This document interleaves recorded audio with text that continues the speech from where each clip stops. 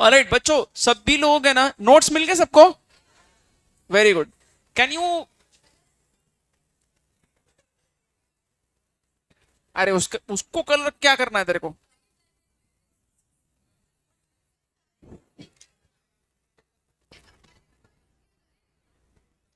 कुछ कर नहीं सकते, टैक्स ऐसे रहेगा यार।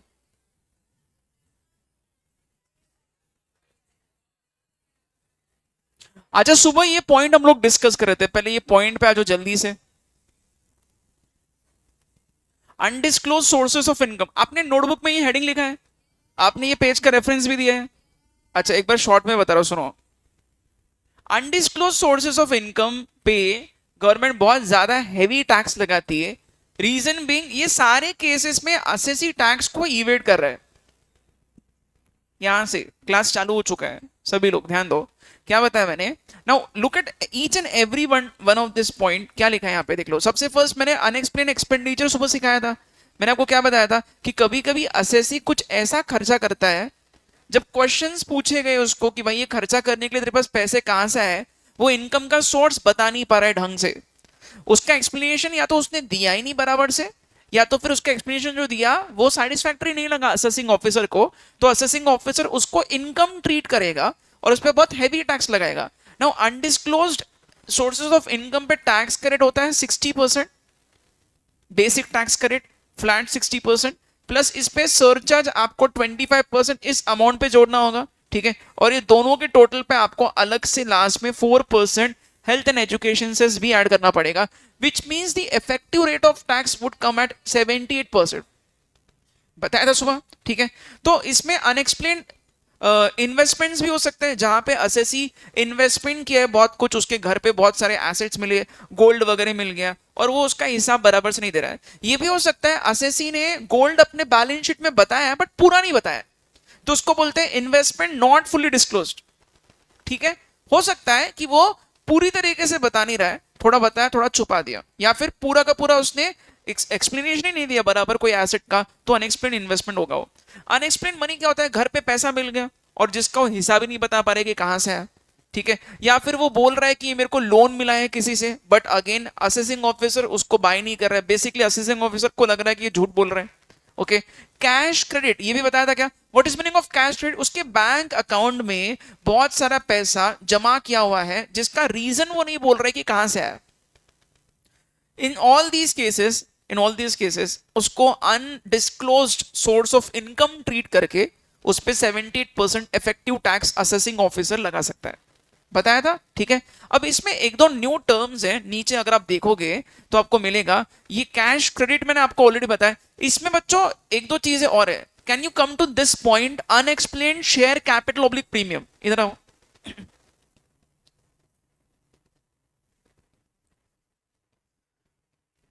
अनएक्सप्लेन शेयर कैपिटल और प्रीमियम। ठीक है, नाउ लिसन केयरफुली बच्चों, ये देख लो। आपको एक सिंपल सा केस बता रहा हूं। किसी कंपनी का बैंक स्टेटमेंट असेसिंग ऑफिस देख रहा है, किसी कंपनी का, किसी कंपनी का बैंक स्टेटमेंट असेसिंग ऑफिसर देख रहा है। ये पॉइंट नहीं समझेगा फर्स्ट बेंच, बता रहा हूं बार बार। किसी कंपनी के बैंक स्टेटमेंट में बहुत कुछ पैसा क्रेडिट किया हुआ है। I am again focusing on company.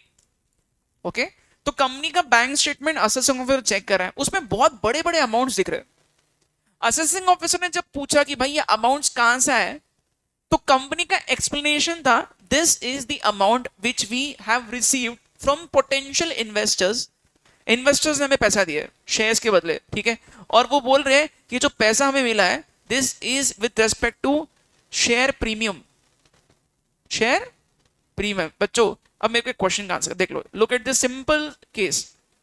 Company है और कुछ इन्वेस्टर्स है। ठीक है, कंपनी का जो फेस वैल्यू है, कंपनी का जो फेस वैल्यू है ये है से 10 रुपीज, और कंपनी ने मान लो इन इन्वेस्टर्स को शेयर्स इशू किए से 1000 रुपए पे। कर सकते हैं क्या? बिल्कुल करो, आपकी मर्जी है। ठीक है, अच्छा कंपनी ने इन्वेस्टर्स को क्या किया? इन्वेस्टर्स को शेयर्स दिए और इन्वेस्टर से ले लिया पैसा। ओके, अच्छा अब ये बताओ यहाँ पे अगर आपको अकाउंट्स थोड़ा बहुत पता है बेसिक, तो आप बता सकते हो कि मेरे को कंपनी के बैलेंस शीट में कितने अमाउंट तक आप शेयर कैपिटल में डालोगे और कितना अमाउंट शेयर प्रीमियम में डालोगे। फेस वैल्यू के हद तक आप कहां डालोगे, शेयर कैपिटल। और बाकी जो 990 रुपीज इतना बड़ा अमाउंट आ रहा है वो कहां आ रहा है, सिक्योरिटीज प्रीमियम में। ठीक है। अच्छा बच्चों, नो प्लीज अंडरस्टैंड, जब कभी भी असेसिंग ऑफिसर को ऐसा एक्सप्लेनेशन मिलता है कंपनी से कि सर इतना बड़ा अमाउंट हमारे बैंक स्टेटमेंट में जो दिख रहा है ये हमने इन्वेस्टर से लिया है, तो असेसिंग ऑफिसर क्या करेगा पता है, इन्वेस्टर्स को क्वेश्चन करेगा कि पैसा आपके पास कहां से है, ट्रेल देखेगा मनी का। और वो इन्वेस्टर से ढंग का एक्सप्लेनेशन अगर नहीं मिलता है तो इसको कंपनी का इनकम ट्रीट किया जाएगा, ये बोल के कि ये सब इनका प्लानिंग है। फिर से रिपीट करो, again a very simple case. वहां नीचे एग्जाम्पल भी लिखा है, एग्जाम्पल पढ़ते ही समझ में आएगा, बट इधर पहले ध्यान से सुनो क्या बताया मैंने। असेसिंग ऑफिसर किसके बैलेंस, किसके बैंक स्टेटमेंट को चेक कर रहा है, कंपनी के। कंपनी के बैंक स्टेटमेंट में बहुत बड़ा बड़ा अमाउंट दिख रहा है। जब क्वेश्चन पूछा कंपनी को पैसे कहां से है, कंपनी का क्या एक्सप्लेनेशन था, ये हमने बहुत सारे इन्वेस्टर से लिया पैसा और हमने उनको शेयर्स दिए और हमने प्रीमियम पे शेयर्स इशू किया। ठीक है, प्रीमियम पे इशू किया, ये बहाना बना के कंपनी कितना भी अमाउंट बता सकती है वैसे। ठीक है, असिस्टेंट ऑफिसर लग रहा है दाल में कुछ काला है, तो असिस्टेंट ऑफिसर चेक कर रहा है, कंफर्म कर रहा है, इन्वेस्टर से वो पूछ रहा है कि पैसा आपने कहां से लाया।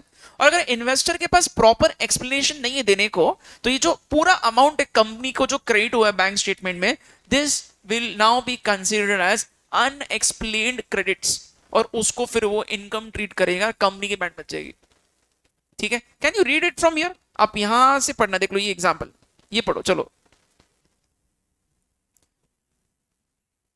एग्जाम्पल क्या लिखा है, let's say there is a private company ABC private limited, 25-26 इस फाइनेंशियल ईयर में इसको 50 लाख मिला शेयर कैपिटल और प्रीमियम बोल के 5 इन्वेस्टर से।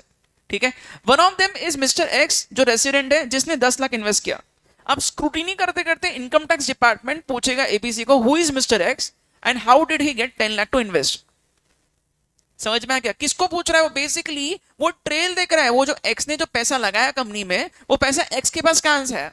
ठीक है, अच्छा अब केस 1 प्रॉपर एक्सप्लेनेशन दे दिया किसने, देख लो एबीसी ने क्या किया, ये जो कंपनी है उसने एक्स का पैन, पैन क्या होता है, परमानेंट अकाउंट नंबर है ना, अच्छा एड्रेस दे दिया, बैंक स्टेटमेंट और इनकम प्रूफ भी दे दिया।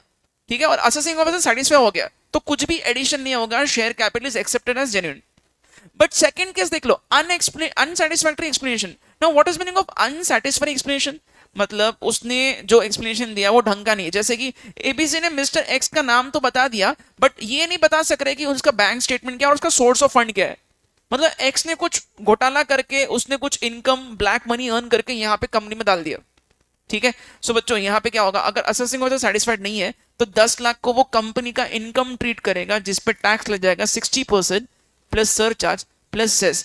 यहाँ पे आप लिख सकते हो विच इज इफेक्टिवली 78%।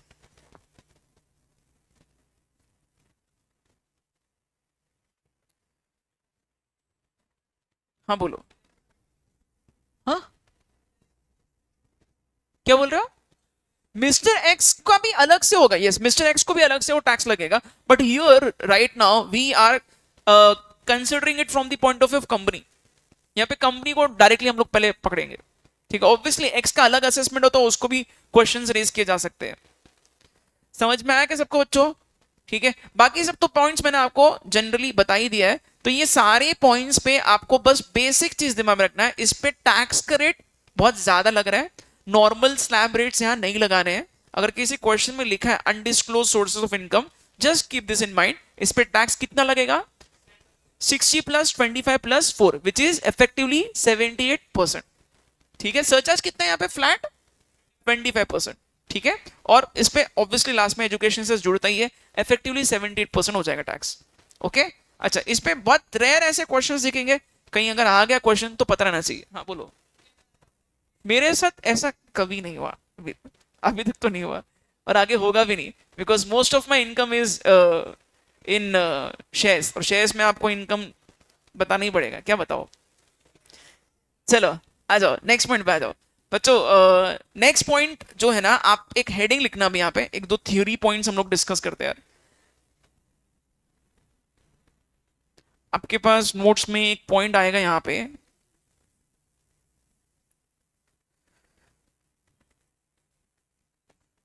बच्चों कुछ केसेस ऐसे होते हैं जहां पे प्रीवियस ईयर और असेसमेंट ईयर सेम होता है, वहां लिखा रहेगा, देख लो नोट्स में। इसके बाद यहाँ पे ये पॉइंट पे आ जाओ। Can you put this heading sir, ये नोटबुक में लिखो, हेडिंग लिखो सिर्फ, और ये पेज का रेफरेंस दे दो।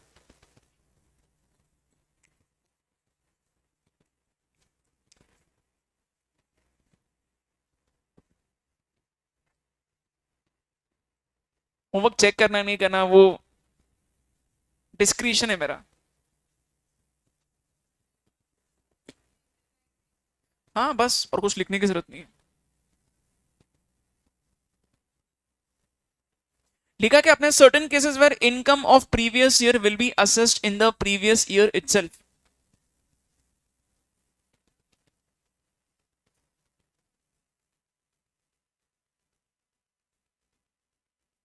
लिखा?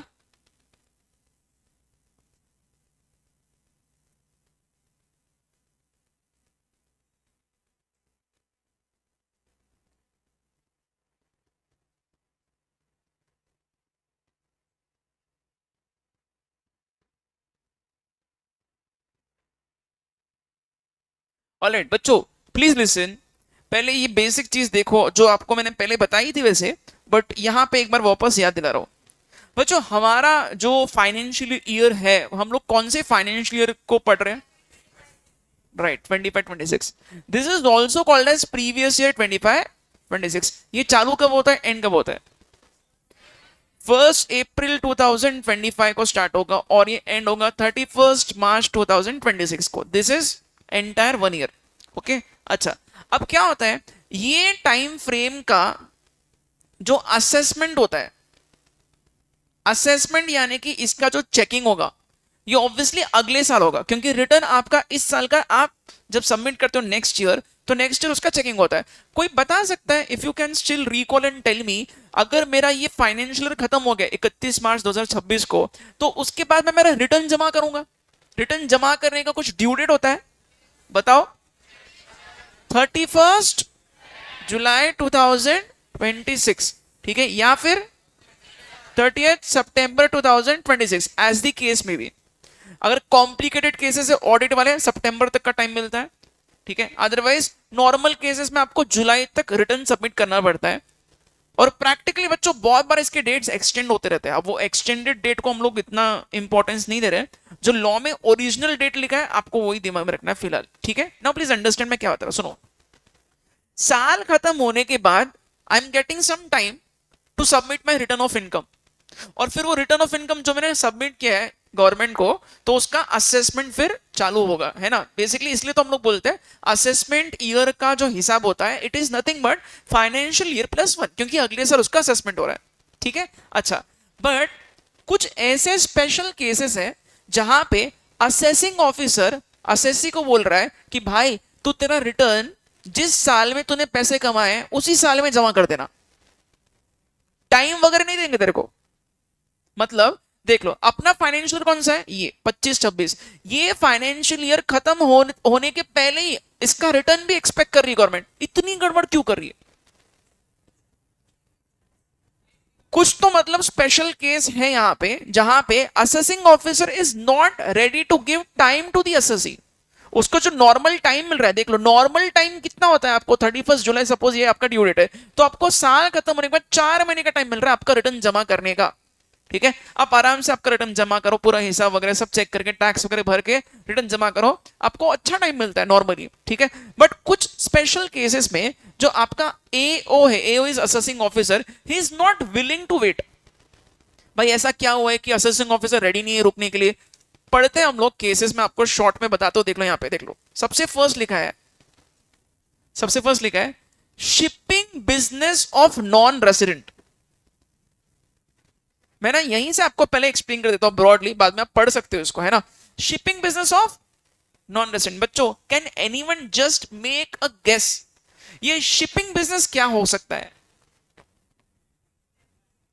कुछ होगा इंपोर्ट एक्सपोर्ट से रिलेटेड, लॉजिस्टिक्स से related, anything relating to ships, ठीक है। अच्छा, इमेजिन करो कोई नॉन रेसिडेंट है। नॉन रेसिडेंट आइडियली वो होता है जो इंडिया में टाइम स्पेंड नहीं करता है, ठीक है। नाउ कैन यू इमेजिन एक श्रीलंका का पर्सन है, ओके कहां का पर्सन है? श्रीलंका का पर्सन है, ठीक है। ये क्या कर रहे हैं बताएं? इसके बहुत सारे शिप्स इंडिया आते हैं और गुड्स को यहां से अनलोड किया जाता है, फिर यहां से कुछ और लोडिंग करके ये वापस गुड्स श्रीलंका आ रहे हैं, है ना। ऐसा पर्सन जो इंडिया में जहाज भेज रहा है और वापस इंडिया से जहाज उसकी कंट्री में आ रहा है, इसका ये शिपिंग का बिजनेस है। प्लीज अंडरस्टैंड, अगर कोई नॉन रेसिडेंट इंडिया को यूज करके पैसे कमाता है तो इंडिया की गवर्नमेंट उस इनकम पे टैक्स लगाती है। हमारा राइट है क्योंकि इसने इंडिया को यूज किया है, इंडिया में वो इनकम अक्री हुआ है, इसलिए हम लोग वो टैक्स लगाएंगे। वो सब हम लोग नेक्स्ट चैप्टर में सीखेंगे वैसे रेसिडेंशियल स्टेटस में। अभी फिलहाल ये दिमाग में रखो, ये जो नॉन रेसिडेंट है, ये श्रीलंका जो पर्सन है, ये जो नॉन रेसिडेंट है, इसका इंडिया के वजह से इनकम और 20 लाख का। Now there is a problem here, can you really expect this person to submit return of income in India?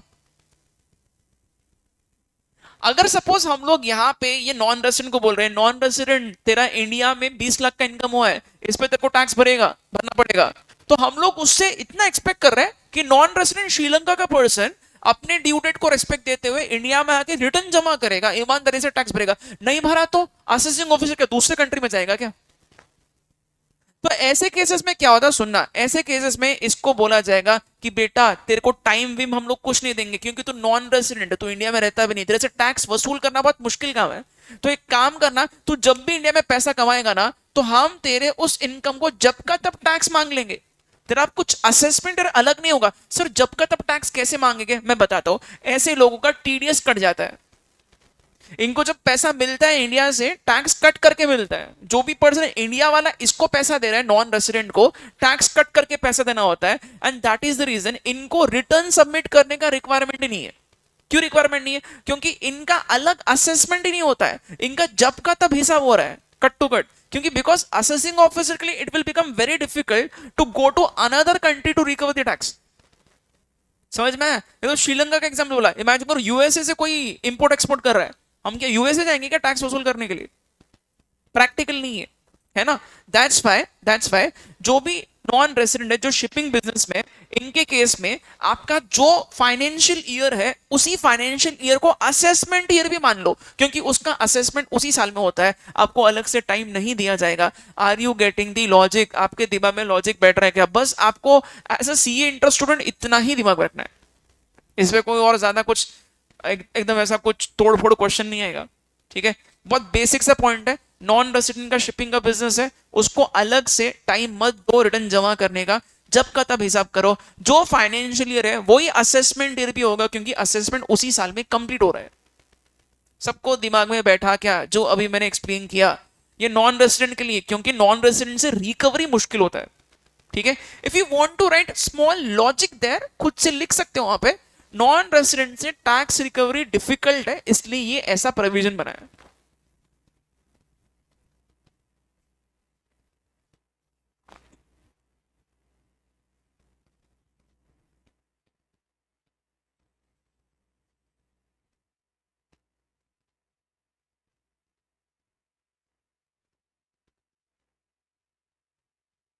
Okay, हाँ हाँ, क्या बोल रहे हो? नॉन रेसिडेंट के दूसरे बिजनेस हो सकता है ना, बट अगर नॉन रेसिडेंट के दूसरे बिजनेस इंडिया में है तो वो वहां पे रिकवरी इजीली हो सकती है। यहाँ पे शिपिंग बिजनेस में प्रॉब्लम क्या पता है, उसका इंडिया में कोई दुकान नहीं है जिसको बंद करके रिकवरी की जा सकती है, बाहर के बाहर ही बिजनेस हो रहा है। जहाज इंडिया में थोड़ा ना घूमेगा वो, शिपिंग बिजनेस में जनरली वो बाहर के बाहर सी रूट से आ रहा है, वो सामान अनलोड करके वापस लेके जा रहा है, तो पैसे भी कमा लिए और भाग भी गया, क्या कर लोगे? दैट्स व्हाई शिपिंग बिजनेस को कंसिडर किया है। इमेजिन करो नॉन रेसिडेंट का इंडिया में प्रॉपर एक दुकान है और जहां से वो गुड्स सेल करके पैसे कमा रहा है, उसकी दुकान को बेच दो, दुकान को बंद कर दो, रिकवर करने के ऑप्शंस बहुत है, इधर नहीं है।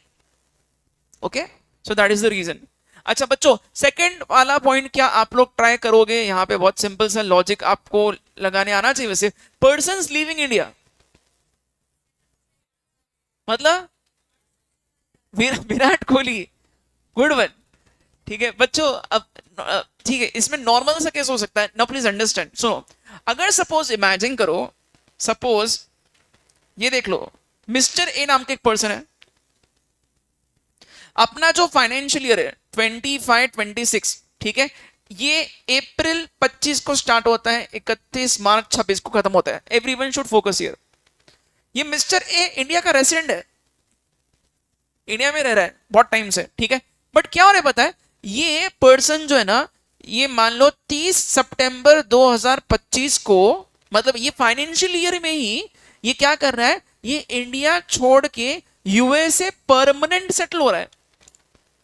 और इसमें प्रॉब्लम क्या है, लिसन वेरी केयरफुली। अगर मान लो ये यूएसए परमानेंटली जा रहा है, ठीक है, तो बच्चों आपको लगता है क्या कि ये वापस इंडिया आएगा खास इनकम टैक्स रिटर्न जैसा नॉर्मल सा चीज सबमिट करने के लिए? वो क्या बोलेगा, भाई मैं तो जा रहा हूं, तुम तुम्हारा देख लो। बच्चों यहाँ पे प्रॉब्लम क्या, मैं बताता हूं सुनो। ये जो 1 अप्रैल 2025 यहां से लेके जो 30 सितंबर इंडिया जाने के पहले इसने इंडिया में जो भी पैसा कमाया, जैसे 25 लाख कमाए, ये 25 लाख पे इसने टैक्स नहीं भरा, तो टैक्स नहीं भरा तो अब असेसिंग ऑफिसर यूएसए जाएगा क्या उससे वसूली करने के लिए? तो अगर असेसिंग ऑफिसर को डाउट आता है, उसके पास रीजनेबल एविडेंस है कि ये पर्सन इंडिया छोड़ के जा रहा है, तो उसको बोला जा सकता है भाई तो एक काम कर, तो है ना 30 सितंबर अगर को ये डेट को तू इंडिया छोड़ के जा रहा है, उसके पहले तू अभी का अभी तेरा इनकम टैक्स रिटर्न जमा कर दे, सेम फाइनेंशियल ईयर में उसका असेसमेंट भी हो जाएगा। You should not give time to these kind of people because there is no reasonable justification कि ये इंडिया वापस आके इंडिया में इनकम टैक्स रिटर्न सबमिट करेंगे। सो दैट्स व्हाई यहाँ पे ऐसे लोगों का फाइनेंशियल ईयर और असेसमेंट सेम होगा। But here there is a catch. यहाँ पे क्या प्रॉब्लम है, ये असेसिंग ऑफिसर को कहीं से अगर कोई सोर्सेज से पता चलता है तो ही वो पकड़ सकता है। वो चला गया बगैर किसी को बोले बाय बाय टाटा, कुछ नहीं कर सकते हो आप, ठीक है। अगर उसके पास रीजनेबल ग्राउंड है ये बिलीव करने का कि वो सच में इंडिया छोड़ के जा रहा है, इन दैट केस उसको बोला जा सकता है आपका असेसमेंट मैं अभी कर रहा हूं। समझा? हर केस में पॉसिबल नहीं है, जहां पे उसको लगता है कि ये सच में जा रहा है, उसको कहीं से समझ में आया, तो in that case assessing officer उसका असेसमेंट सेम फाइनेंशियल ईयर में करेगा। समझ में आई बात? Is it easy? Logic remain same. क्या लॉजिक है कि भाई यहां पे वसूली करना डिफिकल्ट होगा, बोलो। हाँ तो अगेन बट है ना, ये भी हो सकता है कि वो टेम्पररी पर्पस के लिए जा रहा है, परमानेंटली जा रहा है ना। अगर उसको ऐसा डाउट आता है, ऐसा सस्पिशन है असेसिंग ऑफिसर को, वो सीधा असेसमेंट ईयर उसी फाइनेंशियल ईयर को ट्रीट कर लेगा। समझ में आएगा बच्चों? इजी है, लॉजिकल है, राइट। चलो नेक्स्ट पॉइंट पे आओ। हाँ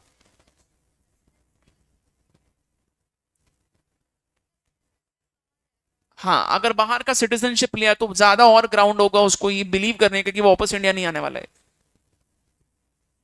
ठीक है। प्लस फेमा के डिस्क्लोजर्स भी होते हैं बहुत कुछ, फेमा में भी हमने पढ़ा है कि वो परमानेंटली इंडिया के बाहर जा रहा है, पीआर है, पीआर वो सब सारे पॉइंट से वो लिंक कर सकते हैं, है ना, उनके पास सोर्सेस होते हैं वो लिंक करने के। ओके अच्छा बच्चों, now understand everyone, please listen, सुनो सुनो सुनो। नेक्स्ट पॉइंट क्या लिखा है, AOP BOI AJP form for a particular event और पर्पस।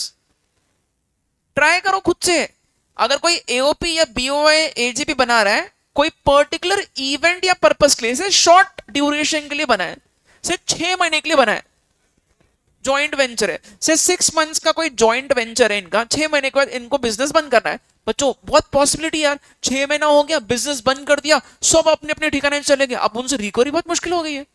तो इनको टाइम मत दो ऐसे केस में। ऐसे केस में अगर बहुत शॉर्ट ड्यूरेशन के लिए बनाया है तो सेम फाइनेंशियल जिसमें ये क्लोज हो गया बिजनेस, उसी फाइनेंशियल में इनका असेसमेंट भी खत्म कर दो, because recovery will become difficult then. Logic है, समझा? हर जगह सेम लॉजिक है, ठीक है। Next, persons likely to transfer property to avoid tax. सोचो सोचो, हाँ 300 माना चाहिए, ठीक है। इंडिया के केस में थोड़ा वो इरेलीवेंट हो गया, हाँ कोई और ट्राई करेगा। Persons likely to transfer property to avoid tax. Suppose assessing officer को कहीं से टिप मिला है कि कोई पर्सन ने बहुत पैसे कमाए, वो पूरी प्रॉपर्टी बेच रहा है और बेच के कहीं फरार होने वाला है। अगर ऐसा कुछ किसी को पता चलता है कि पूरी प्रॉपर्टी बेच के कहीं जाने वाला है, भागने वाला है ना, इन दैट केस उसका असेसमेंट तभी कर लो भाई, उसको टाइम क्यों दे रहे हो? समझा? पूरी प्रॉपर्टी बेच रहा है और जा रहा है कहीं, तो बहुत मुश्किल हो जाएगा उससे टैक्स रिकवर करना।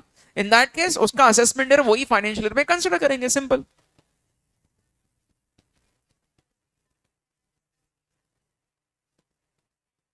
मैं बताऊंगा वो, ये सब है ना अपनी इनकम टैक्स के आगे के हेड्स में विल डिस्कस these points. और बच्चों लास्ट, ये तो बहुत ऑब्वियस है यार, डिसकंटिन्यूड बिजनेस हो सकता है क्या फाइनेंशियल ईयर में मैंने बीच में से रैंडमली मेरा बिजनेस बंद कर दिया, से 10 महीने के बाद बिजनेस बंद कर दिया, 10 महीने के बाद मैंने बिजनेस ही बंद कर दिया, तो क्या भरोसा कि मैं रिटर्न उसका बराबर जमा करूंगा?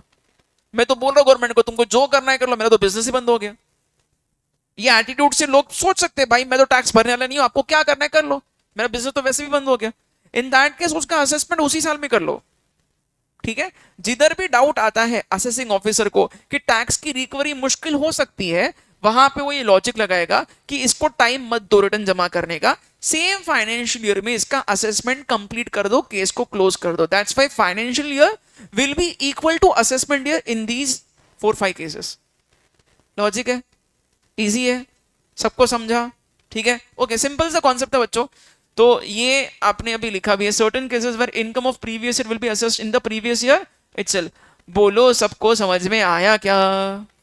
हाँ,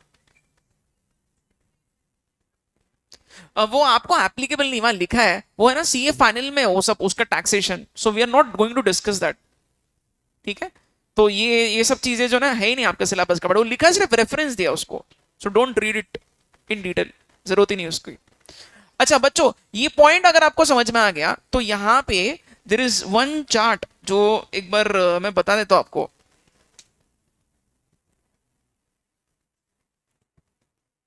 ये सारे पॉइंट्स मैंने वैसे बोल दिए, बट एक बार चेक कर लो, आपको क्लैरिटी और अच्छा मिलेगा। Taxation of income eight fixed rates, special rates, ठीक है। तो बच्चों आपके 5 हेड्स बताओ ना पहले एक बार। Salaries, business income, house property, capital gains, other sources, ठीक है। अब ध्यान से सुनना, ये जो 5 हेड्स है इसमें से कुछ सेलेक्टेड इनकम ऐसे होते हैं जहां पे टैक्स के रेट्स नॉर्मल स्लैब रेट्स के हिसाब से नहीं लगते, जो ऑलरेडी हो चुका है, सब बता दिया मैंने, यहां समरी लिखा है सिर्फ। ध्यान से देखो, आपको ये समरी दिमाग में बैठ रहा है क्या? ठीक है, this is just for revision purpose, okay. Capital gains head में ये 3 इनकम पे नॉर्मल स्लैब रेट नहीं लगते, ऑलरेडी सिखा चुका हूं। कौन से 3 इनकम? 112, 112 है, 111 है। कोई बता सकता है 112 पे रेट 12.5%? 112 है 12.5% and exemption of 1.25 lakh, right. And 111 पे 20%। देखो फर्स्ट लेक्चर में तुम लोग एकदम कंफ्यूज पड़े थे, अब सब लोग आंसर कर रहे हैं। तो प्रैक्टिस से होता है बच्चों बेसिकली, ठीक है। अच्छा, नीचे कुछ लिखा है, ये तीनों पे स्टार किया है ना, और देख लो यहां पे क्या लिखा है, नोट लिखा है स्टार करके, no deduction under chapter 6A shall be available. In fact ये तो कॉमन नोट है बच्चों सबके लिए, जो भी फ्लैट रेट वाले आपके इनकम होते हैं वहां से डिडक्शंस अलाउ नहीं करता है लॉ, बताया था, ओके राइट। चलो अच्छा, अब बच्चों कैपिटल गेन्स की जो 3 इनकम है इसमें से आपको अनएग्जॉस्टेड बेसिक एग्जामिशन लिमिट का बेनिफिट मिलेगा अगर असेसी क्या है, रेसिडेंट, इंडिविजुअल या एचएफ है तो। बताया था, इसके क्वेश्चंस भी सॉल्व किए, अलग से समरी टेबल भी बनाया था। Can you come to that summary table जो आपने लिखा है आपके नोटबुक में? चलो, अनएग्जॉस्टेड बेसिक एग्जामिशन लिमिट का फायदा सिर्फ किसको मिलता है? रेसिडेंट, इंडिविजुअल, रेसिडेंट, एचईएफ को मिलता है, नॉन रेसिडेंट को नहीं मिलता है, राइट, ठीक है।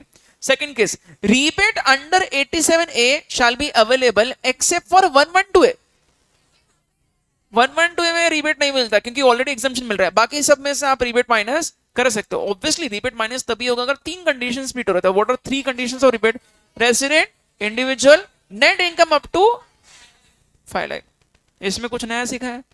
कुछ नहीं, सिर्फ समरी है, ओके। अच्छा नेक्स्ट, अनएक्सप्लेन सोर्सेज आज सुबह सिखाया था। तो जो अनएक्सप्लेन सोर्सेज है जहां पे आपने बराबर से एक्सप्लेनेशन नहीं दिया है, वो 115BBE इस सेक्शन के तहत 60% लग रहा है। ये सेक्शन नया है बस, जो सुबह मैं बता रहा था आपको 60% टैक्स लगता है, जो मैंने आपको बोला है, this is as per which section? 115BBE, okay. ये सेक्शन 60% टैक्स लगाता है और इफेक्टिव रेट 78% हो रहा है। क्यों? क्योंकि सरचार्ज और सेस जोड़ के 78% हो रहा है। सरचार्ज कितना परसेंट है? 25%। क्लियर है? बोलो, राइट, ठीक है। बच्चों एक चीज और लिखा है, no benefit of unexhausted basic exemption limit shall be available here. मतलब मतलब अगर सपोज किसी ने साल भर में अपना रिटर्न ही जमा नहीं किया और उसका 60 लाख रुपए का सपोज इमेजिन करो उसका अनएक्सप्लेन सोर्सेज से इनकम ट्रीट हो रहा है, तो 60 लाख पे आपको बेसिक एग्जामिशन वगैरह माइनस नहीं करना है। अनएग्जॉस्टेड मेरा पूरा बच गया मैं माइनस, अरे भाई ये गवर्नमेंट प्रमोट ही नहीं कर रही है, आपने टैक्स की चोरी की है, आपको अनएग्जॉस्टेड बेसिक एग्जामिशन का फायदा मिलता ही नहीं यहाँ पे। वो सिर्फ कहां मिलता है, वो 3 इनकम से मिलता है, ये वाले 3 इनकम बस। यहां पे आप माइनस कर सकते हो जो भी अनएग्जॉस्टेड लिमिट है, ठीक है। अच्छा तो बच्चों ये इनकम को गवर्नमेंट बिल्कुल प्रमोट ही नहीं कर रही है यार, ये तो कॉमन सेंस है बेसिक। अच्छा और इनकम फ्रॉम अदर सोर्सेज में मैंने आपको कैजुअल इनकम सिखाया था क्या बच्चों? कैजुअल इनकम में 2 सेक्शंस है एक्चुअली, मैंने एक ही बताई है, यहाँ पे दूसरा लिखा है, देख लो क्या लिखा है। 115 BB कैजुअल इनकम पे 30% टैक्स लगाता है। मेरी बात को थोड़ा सा सुनो अच्छे से, बहुत सिंपल पॉइंट है, क्लैरिफाई कर रहा हूं अच्छे से बच्चों। कैजुअल इनकम में क्या आता है? लॉटरी की कमाई, हॉर्स रेस पे आपने पैसा लगाया आप जीत गए, वो इनकम, गैम्बलिंग बेटिंग से पैसा कमाया, ये सारे इनकम को कैजुअल इनकम बोलते हैं। क्या बोलते हैं?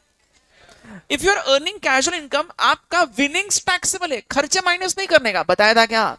खर्चे माइनस नहीं होते और डिडक्शंस माइनस नहीं होते, कुछ भी माइनस नहीं करने का, लॉसेस भी सेट ऑफ नहीं हो सकते, डायरेक्ट 30% लगाओ, ठीक है ना। यहां पे एक नया पॉइंट लिखा है बट एक्चुअली नया कुछ नहीं है, गवर्नमेंट ने इसको क्लैरिफाई किया अच्छे से।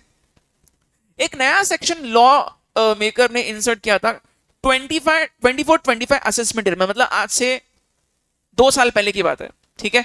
और ये 2 साल पहले इन्होंने क्या बोला? Net winnings from online games. हाँ ड्रीम 11 का एग्जांपल ले लो, ड्रीम 11 से अगर कोई पैसे कमाता है तो वो इनकम पे भी आपको कितना परसेंट टैक्स लगेगा? 30%। एक नया सेक्शन इन्होंने इंसर्ट कर दिया but the crux is same, 30% flat tax है। समझा? इजी है, इसमें कुछ भी नया है क्या? कुछ नहीं है, ये सब चीजें ऑलरेडी मैंने आपको जो पहले बताई थी उसी का यहाँ पे समरी बना हुआ है, ठीक है। Can you put this heading, ये एक हेडिंग लिख दो, ये हेडिंग लिख के छोड़ दो बेसिकली, क्योंकि ये प्रिंटेड नोट्स में आपको ऑलरेडी मिलने वाला है। टैक्सेशन ऑफ इनकम, ये नहीं मिला है क्या प्रिंट? कलर नोट्स मिल जाएंगे। Taxation of income and specialist लिख के छोड़ दो बस, रेफरेंस दे दो उसका। पेज नंबर भी लिखा है क्या? 7, पेज नंबर 7।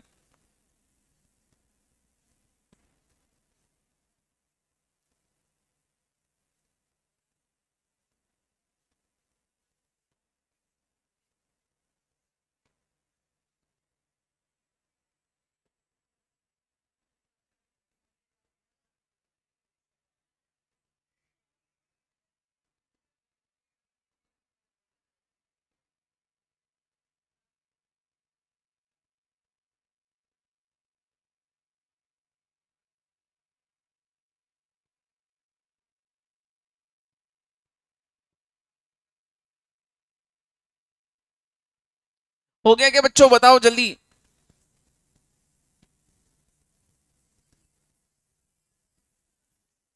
कौन से नोट्स में से? दोनों एक ही तो पार्ट है, आपको रेफरेंस दिया है ना हर जगह, इसलिए तो लिख रहे नोटबुक में हेडिंग। अच्छा बच्चों नाउ प्लीज अंडरस्टैंड, सुनो, इसमें एक तो क्वेश्चंस हम लोग सॉल्व करते हैं, जो अपने क्वेश्चंस बच गए ना, देखते, लेट्स जस्ट सी।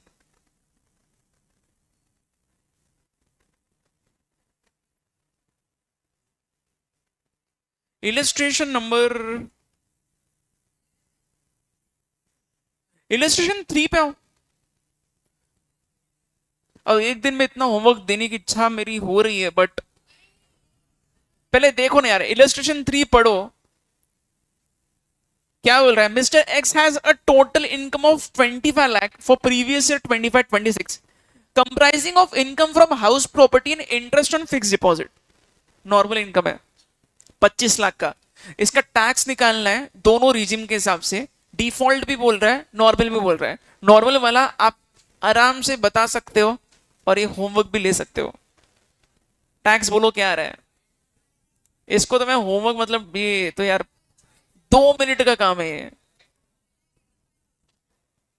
5,85,000, नहीं वहां लिखना नहीं, प्रॉपर सॉल्व करो घर पे, होमवर्क है। अरे अरे मत करो यार, तुम लोग इतने छोटे क्वेश्चन को एक्चुअली होमवर्क बोलना भी मतलब इंसल्ट है होमवर्क का। तारक मेहता देख देखते होता सोलिए। अच्छा वो खाना खाते थे। प्रायोरिटी सेट है इसके सब। चलो इलस्ट्रेशन 3 4 5 6 भी हो गया, सारे हो गए यार। क्या बात कर रहे हो तुम लोग।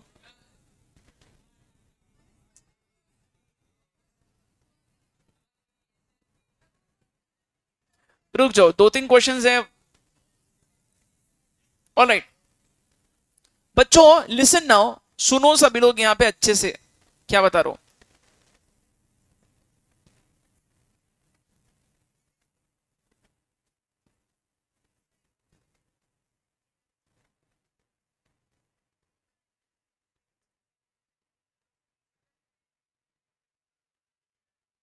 ऑलराइट, हाँ नहीं हुए, 2 3 नहीं हुए, मेरे को पता है।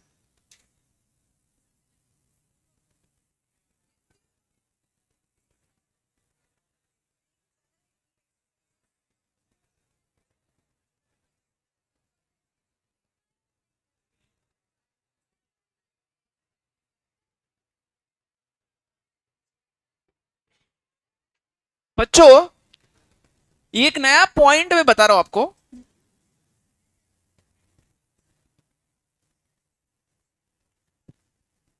आप लोग है ना, आपके नोट्स में आओ, वहां पे एग्रीकल्चरल इनकम का एक पहले छोटा कॉन्सेप्ट मैं स्टार्ट करता हूं, and then we will come to the chart. एकदम से चार्ट पे नहीं आता है। इधर बताता हूं पहले आपको कौन से पेज पे आना है। हाँ, 2 दिन, 2 से 3 दिन। एग्रीकल्चरल इनकम एक कॉन्सेप्ट बताना है मेजरली, बाकी थ्योरी थ्योरी है थोड़ा। नाउ अंडरस्टैंड बच्चों, सी एग्रीकल्चरल इनकम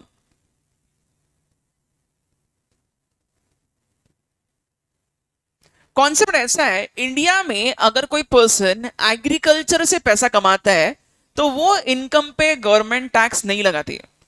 ठीक है, agricultural income is exempt from tax, exempt from tax. Okay, अच्छा, अभी फिलहाल मैं आपको बट थोड़ा एक डिफरेंट सा कॉन्सेप्ट पहले एक्सप्लेन करता हूं। ओके, सी बच्चों, यहां पे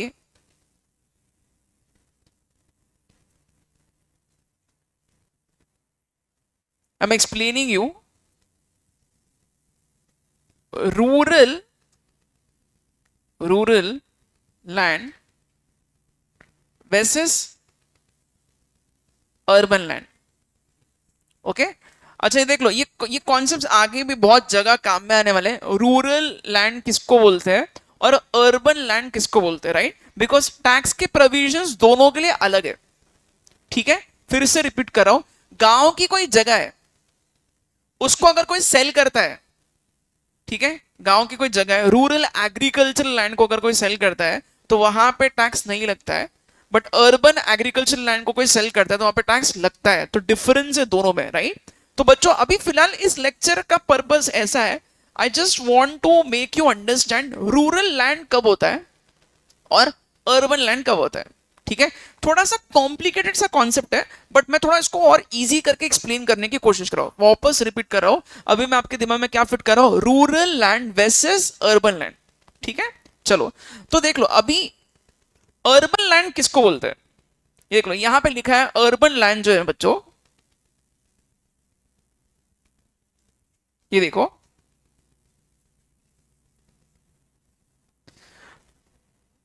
अगर सपोज कोई जगह में म्युनिसिपालिटी है,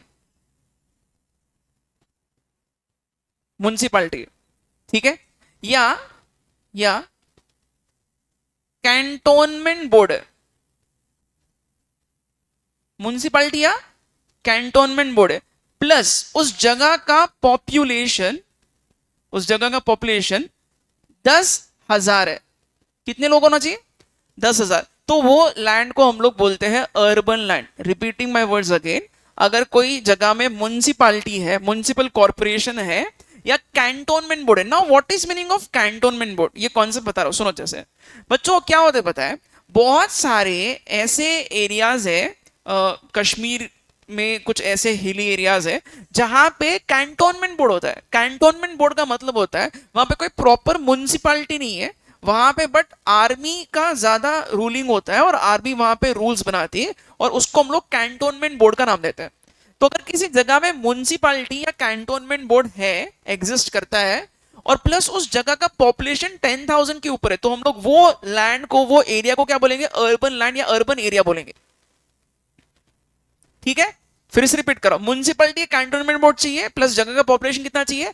10,000 प्लस चाहिए, तो उसको हम लोग क्या बोलेंगे? अर्बन लैंड बोलेंगे। नाउ अब बच्चों, अर्बन लैंड को इन्होंने थोड़ा और एक्सटेंड भी किया है। ठीक है, अब देख लो एक्सटेंड कैसे किया, मैं बता रहा हूं, सुनो। ये देख लो, यहां पे इसको पूरा पढ़ते अच्छे से।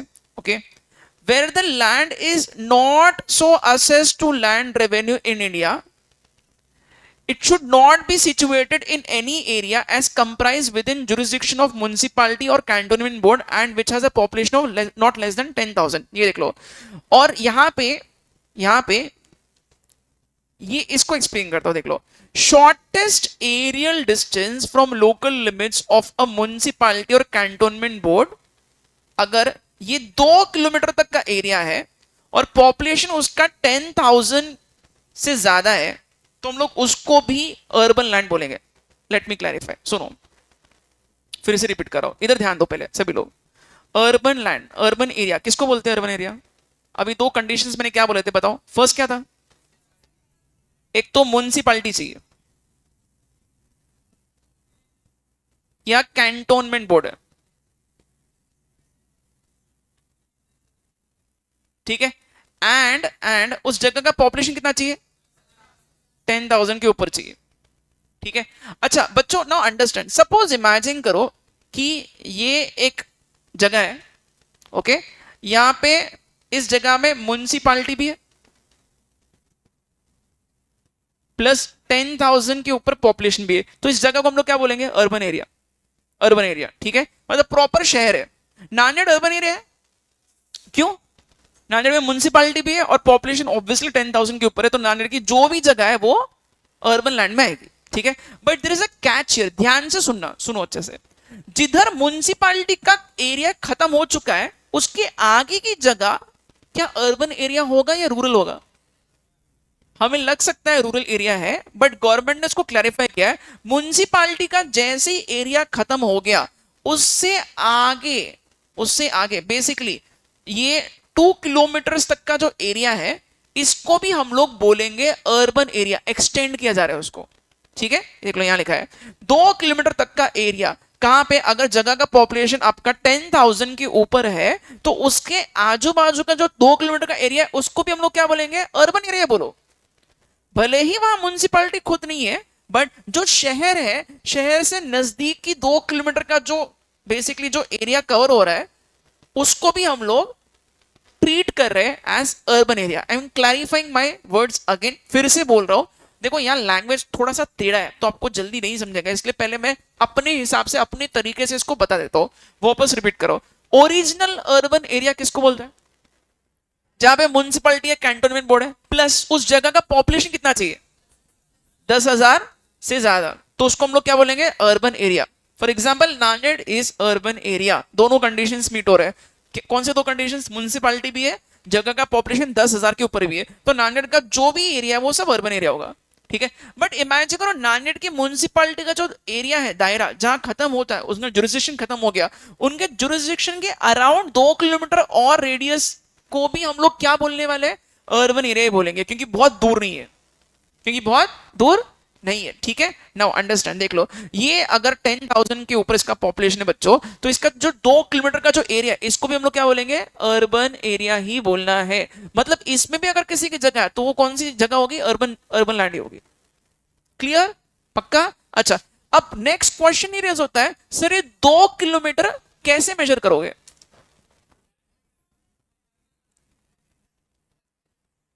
सर्कल बना के इतना इजी नहीं होता है। ठीक है, सी बच्चों, यहां पे क्या लिखा है, इसका हेडिंग अब पढ़ो। Shortest aerial distance from local limits of a municipality और कैंटोनमेंट बोर्ड। क्या बोल रहे हैं? Shortest aerial distance. देखो मेरा इस लेक्चर का पर्पस ही है कि मैं आपको ये थोड़ा और कॉन्सेप्चुअली क्लियर करूं। What is shortest aerial distance? Map पे मेजर करेंगे, ठीक है, बट कैसे? मैप पे कैसे मेजर करोगे? आई विल एक्सप्लेन, सुनो बच्चों, एक हाइपोथेटिकल सिचुएशन बता रहा हूं आपको, ठीक है? ये देखो, सपोज इमेजिन करो कि ये म्युनिसिपैलिटी का एरिया है, ओके, और एक जमीन यहां पे, इस जगह का पॉपुलेशन है से 15,000, ओके, और यहां पे इतना म्युनिसिपैलिटी का एरिया है, ठीक है? अगर इस जगह का पॉपुलेशन 15,000 है और म्युनिसिपैलिटी का एरिया है, तो ये एरिया के अंदर की जो भी जगह है इसको क्या बोलोगे? ये तो अर्बन एरिया है, इसमें तो कोई डाउट ही नहीं है, ठीक है? अच्छा, सपोज इमेजिन करो मेरी जगह एग्जैक्टली म्युनिसिपैलिटी के एम्बिट में नहीं है, उनके जुरिस्डिक्शन के बाहर है, ओके। अब यहां क्या करना है? अब यहां पे बेसिकली ये जो जगह है बच्चों, यहां पे ये आपको चेक करना पड़ेगा ये इनके म्युनिसिपैलिटी के जुरिस्डिक्शन के 2 किलोमीटर विद इन है या नहीं है। अब ये 2 किलोमीटर चेक कैसे करोगे? नाउ लिसन, अब सपोज मैं बोल रहा हूं सर ये जो मेरी जगह है, मैं गवर्नमेंट से बात कर रहा हूं, मैं बोल रहा हूं सर मेरी जो जगह है ना, यहां से एक रोड जाता है, ये रोड जाके ऐसे कनेक्ट होता है मेन रोड को, और ये मेन रोड से यहां तक ये नया जो रोड है, ये रोड से म्युनिसिपैलिटी का एरिया चालू हो रहा है, ठीक है? और ये जो डिस्टेंस है ये 5 किलोमीटर का रोड है। ऐसा मेजर नहीं होता है, ऐसा मैं रोड ऐसा निकाल रहा हूं, ऐसा नहीं होता है। It is aerial distance. Aerial distance का मतलब क्या होता है पता है? ये यहां से यहां तक, इसको क्रो डिस्टेंस भी बोलते हैं। मतलब इमेजिन करो एक कौवा मेरे जमीन से वहां पे सीधा स्ट्रेट उड़ रहा है, तो जो स्ट्रेट जो शॉर्टेस्ट एरियल डिस्टेंस है वो अगर 2 किलोमीटर है, तो मेरी जगह को भी अर्बन लैंड बोलेंगे। आप ऐसा रोड टू रोड नहीं निकाल सकते। इमेजिन करो आपकी जगह को रोड का एक्सेस ही नहीं है ना, और बहुत घूम घूम के आप ऐसे दूसरे स्टेट से वापस वो अपने स्टेट में आ रहे हो, ऐसे तो 2 किलोमीटर के ऊपर होगा।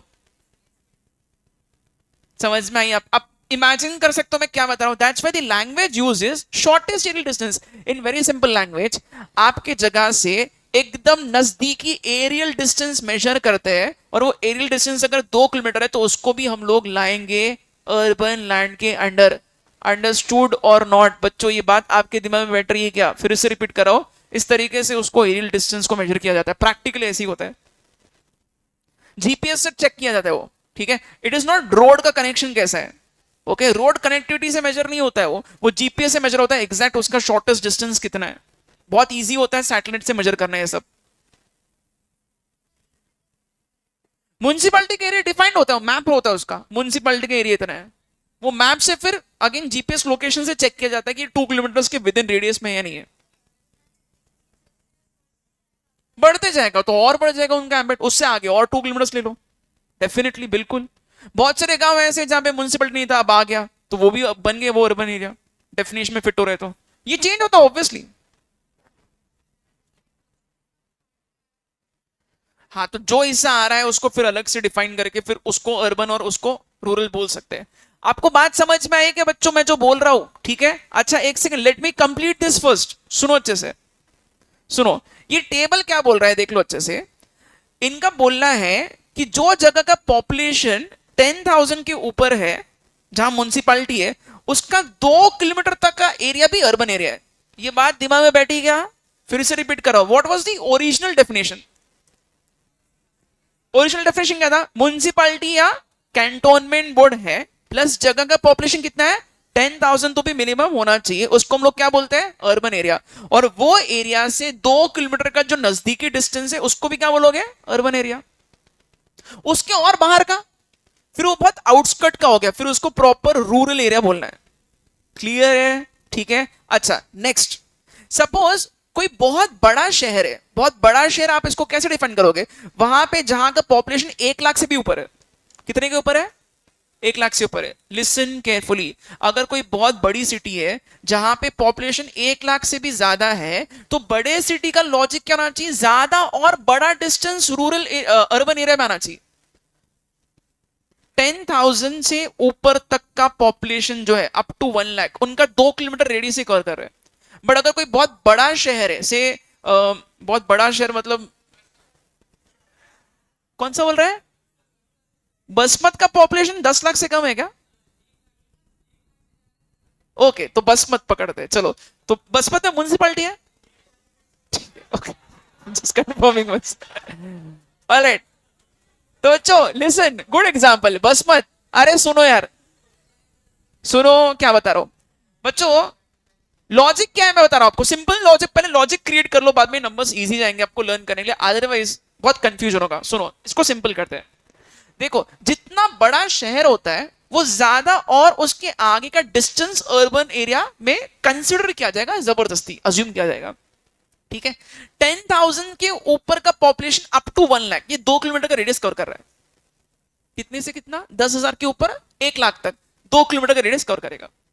1 लाख से ऊपर 10 लाख तक अगर पॉपुलेशन है किसी शहर का, तो हम लोग उसको 6 किलोमीटर का एरिया कवर करवा रहे हैं। कितने का?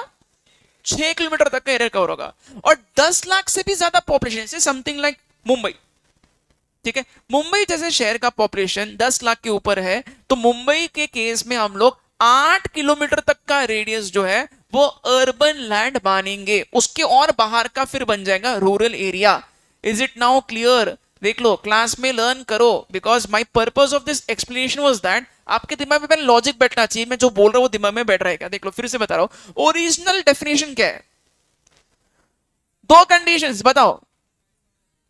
फर्स्ट इज म्युनिसिपैलिटी है, कैंटोनमेंट बोर्ड कंपलसरी है, जगह का पॉपुलेशन कम से कम 10,000 तो चाहिए ही चाहिए। अगर दोनों कंडीशंस मीट होते हैं तो वो जगह को हम लोग क्या बोलेंगे? Urban land. बट उसको एक्सटेंड कर रही है गवर्नमेंट, क्या बोल रही है? वो जगह से 2 किलोमीटर का जो नियरेस्ट शॉर्टेस्ट एरियल डिस्टेंस है उसको भी आप क्या मानोगे? Urban land. ठीक है, ये कंडीशन कब का है? 10,000 से लेके 1 लाख तक के रेंज का है। बट अगर वो शहर का 1 लाख से भी ज्यादा पॉपुलेशन है 10 लाख तक, तो हम लोग उसको 6 किलोमीटर तक को कवर कर रहे हैं अर्बन में। और 10 लाख से भी ज्यादा तो हम लोग 8 किलोमीटर तक के रेडियस को कवर कर रहे हैं। Are you getting the point बच्चों? सबको ये चीज समझ में आ रही है क्या? फिलहाल इतना अंडरस्टैंडिंग अगर आपको हो गया, वेल एंड गुड। हम लोग इसको वापस कनेक्ट करेंगे, ठीक है, बिकॉज एग्रीकल्चरल इनकम जब मैं आपको पूरी तरीके से सिखाऊंगा तब ये आपको वापस हेल्प करेगा। क्लियर है? पक्का? राइट, चलो ठीक है। नाउ यहां पे इस चार्ट में आ जाओ, जिसके पास है नोट्स, नहीं है तो भी चलेगा। अभी फिलहाल मैं आपको बस थोड़ा बता रहा हूं, बिकॉज 10 मिनट रहे लेक्चर में। सुनो नाउ बच्चों, एग्रीकल्चरल इनकम जो है इसमें गवर्नमेंट बोलती है देखो एग्रीकल्चरल इनकम पे हम लोग टैक्स नहीं लगाएंगे। So it becomes very important for us to understand कि भाई एग्रीकल्चरल इनकम क्या है। एक क्लू देता हूं आपको, ठीक है, ऐसे ही समझ लो। एग्रीकल्चरल इनकम जनरली उस कमाई को बोलते हैं जहां पे आपने ज्यादा प्रोसेसिंग नहीं किया है।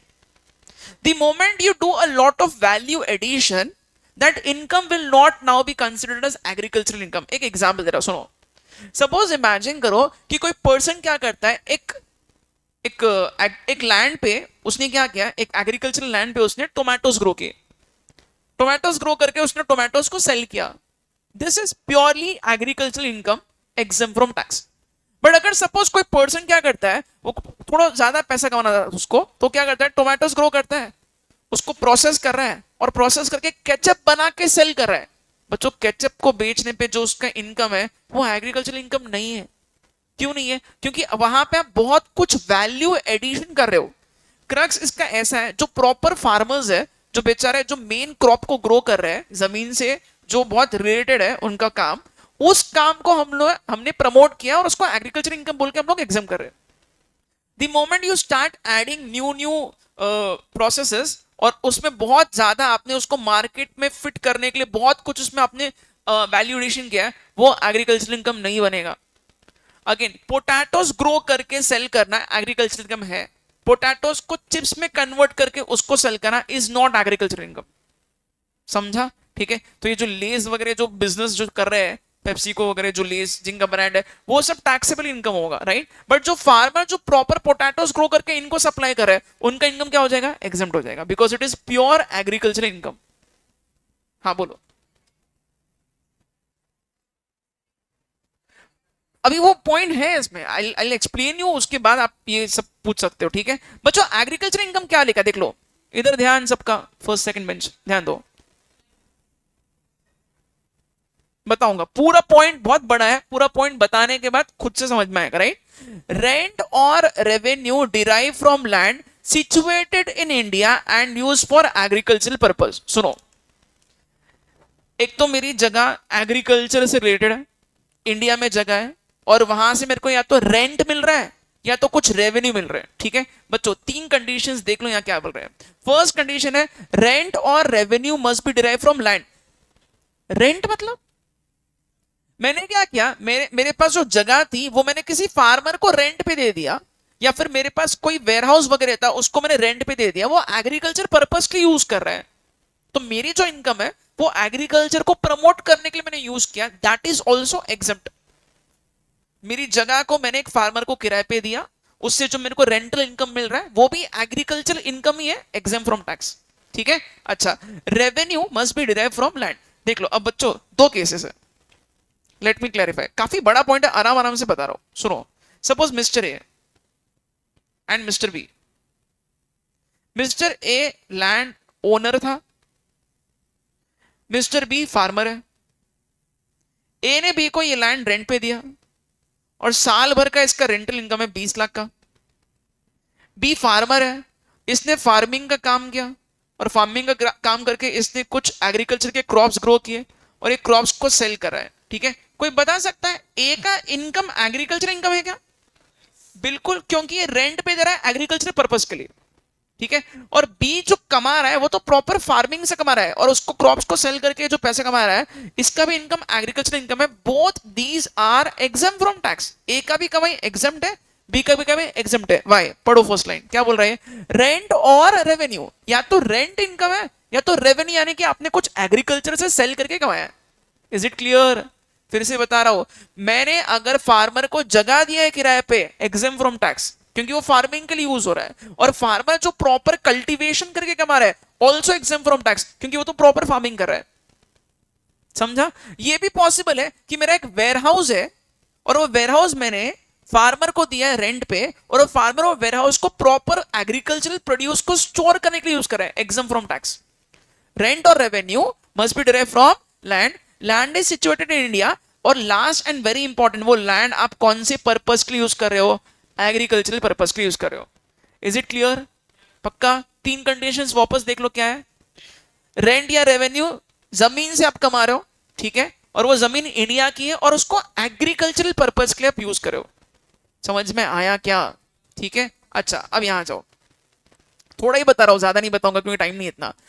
Income derive from such land by, सबसे फर्स्ट ये देख लो एग्रीकल्चर का मीनिंग क्या है। अभी जो मैं आपको एक्सप्लेन कर रहा था बच्चों, उसका क्लैरिफिकेशन में बहुत सही लिखा है। एग्रीकल्चर मतलब आप जो जमीन से जुड़ा हुआ जो काम कर रहे हो, वो या तो बेसिक काम हो सकता है या तो कुछ सब्सिक्वेंट ऑपरेशंस हो सकते हैं, बट इसमें ज्यादा प्रोसेसिंग किया, नॉट एग्रीकल्चर, ठीक है। जैसे कि पोटैटोस ग्रो किया, एग्रीकल्चर, बट आप चिप्स मैन्युफैक्चरिंग में चले गए, वो एग्रीकल्चर कहां से भाई? वहां पर तो आपका बहुत प्रॉफिट ओरिएंटेड ऑब्जेक्ट हो गया, that is not agriculture. Government किसको प्रमोट कर रही है? प्रॉपर फार्मिंग को प्रमोट कर रही है। समझा? ठीक है, देख लो बेसिक ऑपरेशंस मतलब क्या, absolutely necessary for purpose of effectively raising produce from land, मतलब कुछ उगा रहे हो, है ना। जैसे कि आपने क्या किया, आपने सीड परचेज किया, आपने फर्टिलाइजर पेस्टिसाइड परचेज किया, आप जमीन पे उसको ग्रो कर रहे हो, ये बेसिक काम हो गया।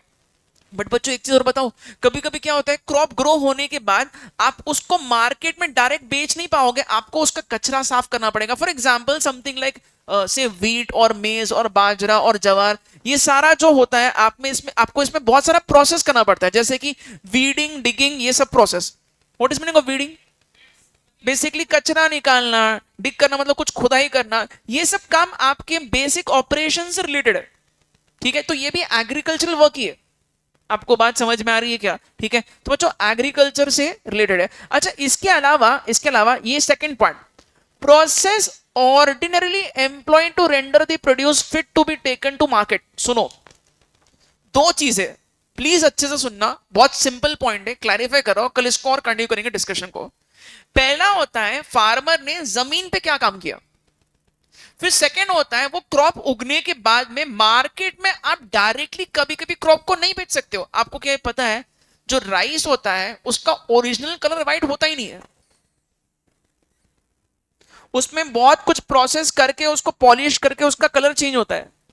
मार्केटेबल चीज को बनाने के लिए आपको बहुत कुछ करना पड़ेगा, ठीक है। सिमिलरली आप देखोगे मार्केट में जो गेहूं वगैरह मिलता है, ओरिजिनल गेहूं में तो बहुत कचरा होता है, आप देखोगे बहुत जगह वो गेहूं से कचरा निकाला जाता है। देर इज मल्टीपल प्रोसेस होता है, थ्रैशिंग वगैरह होता है, ठीक है। तो ये सब चीजें जो होती है, जो कचरा निकालने का प्रोसेस है, वो जरूरी है, क्यों, बगैर उसके वो चीज बिक ही नहीं पाएंगे मार्केट में। So that is also related to agriculture. बात समझ में आई क्या? या एक एग्जाम्पल लिखा देख लो, क्या लिखा है, it includes process like threshing, winnowing. Winnowing पता है आपको क्या होता है? अगेन विनोइंग, थ्रैशिंग, ये सारे प्रोसेस का पर्पस एक ही है। बहुत बार उसको अपट अपट के निकालते, कचरा कचरा निकालने के लिए वो प्रोसेस किया जाता है, ठीक है। Cleaning, drawing, crushing. क्रशिंग मतलब उसको अगेन क्रश करना क्रॉप को, बहुत मैनुअल प्रोसेस भी होता है, बहुत सारे मशीन्स भी आ गए आजकल, but all these processes are essential to sell the product. वो फार्मर को ही करना पड़ता है, बगैर उसके किए वो उसकी चीज बिक ही नहीं सकती मार्केट में, ठीक है। डन बाय कल्टीवेटर और receiver of rent in kind. बच्चों ये देख लो, पैडी से राइस बनता है, पैडी फील्ड्स में, राइस के फील्ड्स के भी देखे, बहुत पानी लगता है राइस को ग्रो करने के लिए, बट वो प्रोसेस में यहां पे लिखा है remove hay from basic grain. जो ग्रेन है उसमें से हे यानी कि जो कचरा है वो निकालना पड़ता है। वो बगैर निकाले उसको आप मार्केट में सेल ही नहीं कर सकते हो, लोग कंज्यूम ही नहीं कर सकते उसको, ठीक है। यहां लिखा है removing chef from the grain. ये शैफ अगेन क्या होता है, अब इतना टेक्निकलिटी में मैं नहीं जा रहा हूं, all I am trying to explain is ये सब प्रोसेस बहुत जरूरी है वो चीज को मार्केट में सेल करने के लिए।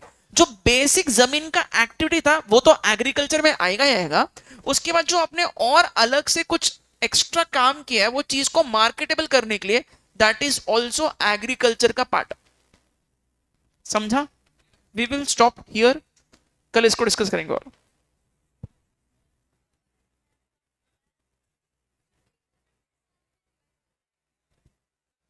उसका डेटा तो बहुत कंसिस्टेंटली रिवाइज होता रहता है। यस, हर फाइनेंशियल ईयर का देखना पड़ेगा, beginning of the financial you have to check क्या डेटा है।